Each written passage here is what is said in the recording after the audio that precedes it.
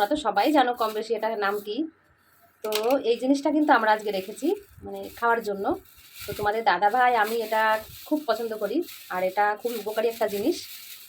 তো আজকে তরকারির সঙ্গে এই জিনিসটা রান্না করা হবে।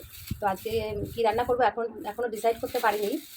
তো যাই হোক, যা কিছু করি না কেন এটা আজকে আছে চই ঝাল।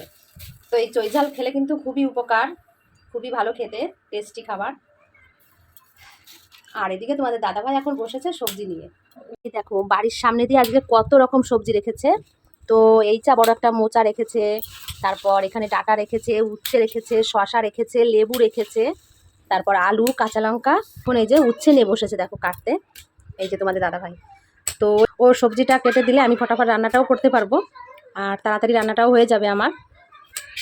আর এদিকে টুকটাক একটু কাজকর্ম হালকা করলেও মনটাও ভালো থাকবে। তো তারপরে যে সবজি নিয়ে বসেছে সামনে, এখন দেখা যাক আজকের মেনুতে কি কি আছে আমাদের, সেটা পরে বলবো, এখন বলছি না।